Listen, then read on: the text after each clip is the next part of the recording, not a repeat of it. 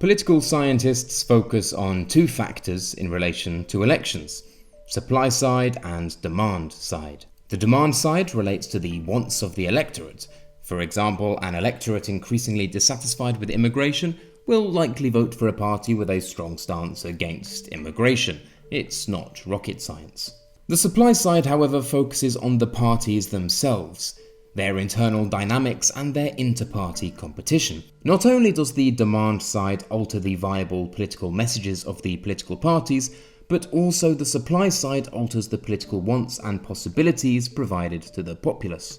All too often, people focus on the demand side while ignoring the supply and its concomitant influence. This video then focuses on the latter and how it influenced two very different elections. Throughout 2017, there were a number of significant European elections. The Dutch elections, the French elections, the German elections, the Austrian elections, the Czech elections, as well as snap elections in the UK. Apart from the UK, all of these elections were heralded as significant for the same reason. A populist insurgency threatened the existing order. All of these elections were subsequently granted a sort of equivalence. The relative successes of the PVV, the Front National, the AFD, the ANO and the FPO all were situated in a meta-narrative. The rise of a populist right throughout Europe, buoyed by the migrant crisis and the merging of the political centre, stumbling over itself to maintain control. There is a danger in this. This isn't to say international equivalences cannot be drawn. They often do prove enlightening. However, they also have a tendency to homogenize very particular situations, which can obfuscate more than they illuminate. To illustrate this, I thought I'd focus on the year in hand. This year so far has seen two major elections, the Italian and the Hungarian. Both of these elections were portrayed as evidence of a growing ennui, with immigration, with a disenfranchised elite, with the European Union. This isn't to say none of these issues had a role to play. However, it is to say that focusing on these issues alone and ignoring the internal dynamics of a nation's politics is mostly unhelpful in delivering an analysis. Instead, I believe that focusing on the revolutionary way two men influenced the supply side of their country's politics proves more fruitful in explaining the results.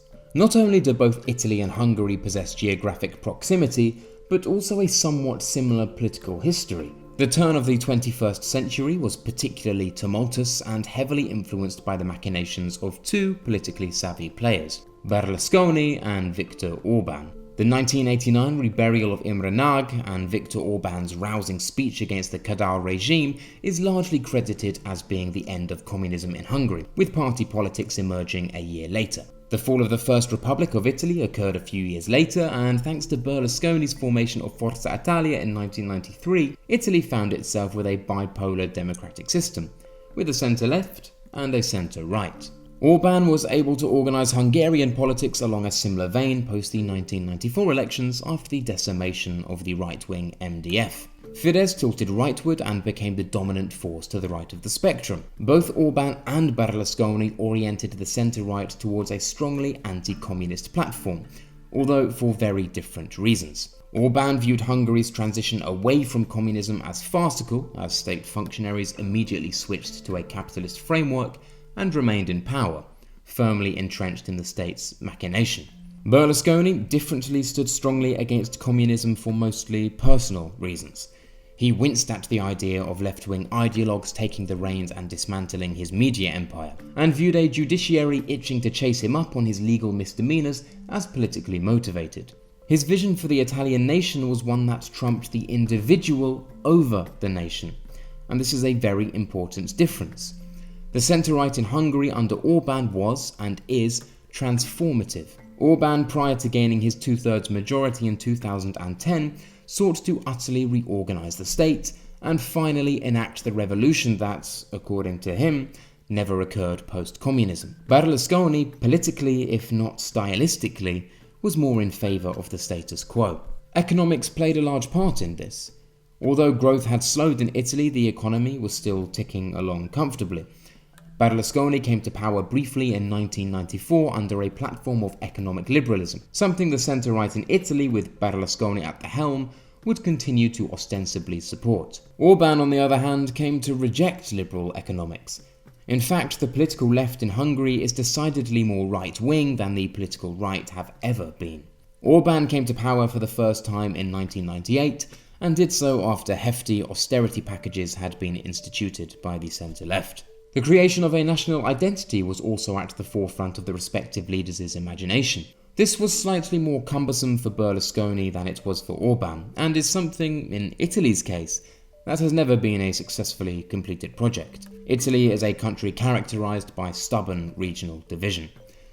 Thus, Berlusconi's attempt to galvanize a unified nation was stylistic rather than programmatic or substantive. Realizing that football was one thing all Italians could identify with, his party name Forza Italia was derived from the chants of football fans. His media empire also connected Italians in a way that hitherto hadn't been possible, as all generations in all regions could partake in what became the chief national pastime: television.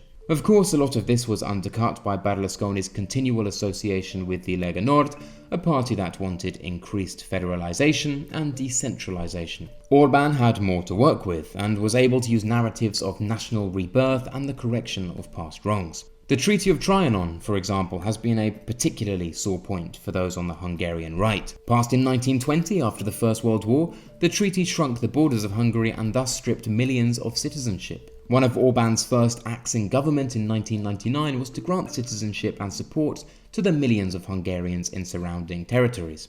This is an example of Orbán's substance over style approach to politics, whereas Berlusconi's time in power can be characterized as the opposite: style over substance. So we have two figures who basically formulated and sedimented their nation's politics as we know them today, and who did so at times of tumults on platforms that were similar, if different in certain key ways. But this all seems rather by the by. Why is this relevant to the elections? Well, let's start with Italy. The bipolar nature of Italian politics that existed thanks to Berlusconi's monumental entry in 1993 became unseated in 2013, following the rise of the Five-Star Movement. Politics was no longer about centre-left and centre-right, but also a third option that refused to abide by the strictures of the traditional party divide. And once again, we can pretty much thank Berlusconi for this. Although Berlusconi was originally an anti-corruption candidate coming to power after the earth-shattering Mani Pulite inquiry, his time in office can be characterized as one of unprecedented levels of underhanded backroom agreements and scandal. He was forced to abandon his post as Prime Minister in 2011 after he had led the country to financial ruin. This led to a vacant post in Italian politics. The Five-Star Movement is not a right-wing, anti-immigrant populist party. Indeed, Berlusconi's coalition with the Lega Nord mobilized strongly anti-immigration rhetoric and did install some measures to protect the country from deluges of clandestine arrivals, such as the Bossi-Fini law. Five-Star Movement voted in favour of repealing this law. Five-Star Movement were critical of the European Union, especially the lack of financial autonomy Europe granted to Italy upon receiving bailout packages, but this critique of the Union's existence was seldom related to migration. If anything, the Five-Star Movement demands increased involvement and support from other EU states when it comes to migration, to help lighten the load. It certainly is not in favour of an exit. Point is, Berlusconi's disgrace left the right dead in the water. Centre-right voters would never vote for the PD, many didn't trust the new and inexperienced Five-Star Movement, and could never vote for the League due to its regionalist tendencies. At this point we had the supply side of politics absent of a viable centre-right, not mired in corruption and sleaze. Five-Star Movement helped fill the void, but as stated, struggled to bring in many voters with a right-wing sensibility.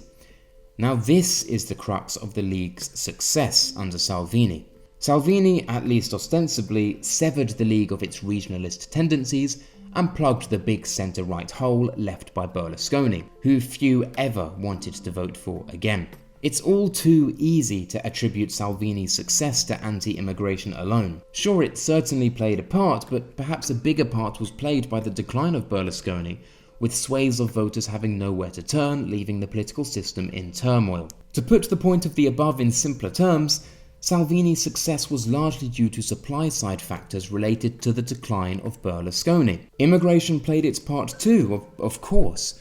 Five-Star Movement, on the other hand, conquered territories occupied by the PD due to the demand-side factors of an anti-corruption sentiment fermented also thanks to Berlusconi and the left's inability to deal with the egomaniac. However, we cannot ignore the supply-side factors of Renzi's stubbornness to give up the ghost and, frankly, an old, tired and uninspired political vision. The Hungarian case illustrates the dual influence of demand and supply beautifully. Orbán is a very practical leader.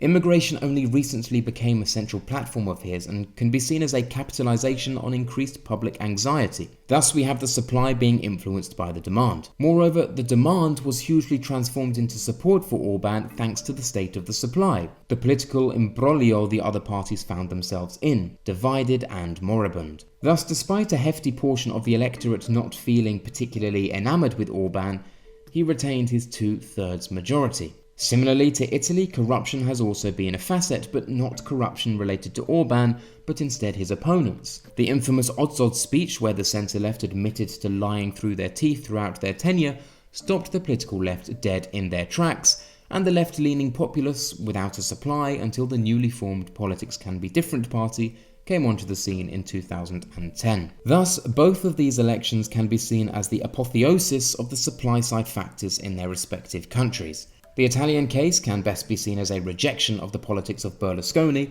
the bipolar system it implemented and all it symbolized, representing a similar shift in politics as the end of the First Republic in the 1990s. The Hungarian case can best be seen as, on the one hand, a show of support for the transformative politics of Orbán, but also, on the other hand, a lack of a clear and feasible electoral alternative.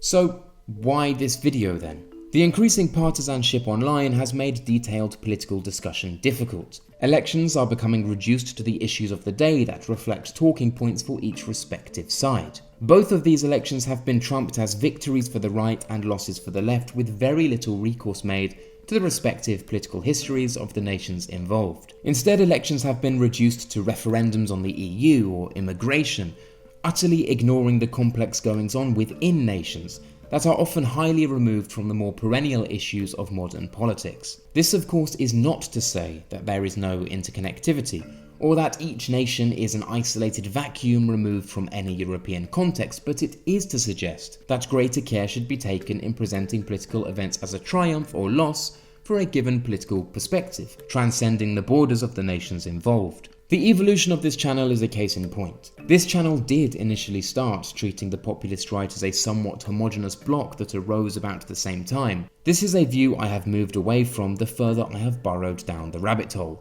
and any regular viewer of the channel will have recognized this. If anything, this video is a call for nuance, a nuance that takes a lot of time and reading to nurture. The aim of this channel, then, is to make that a little bit easier for you.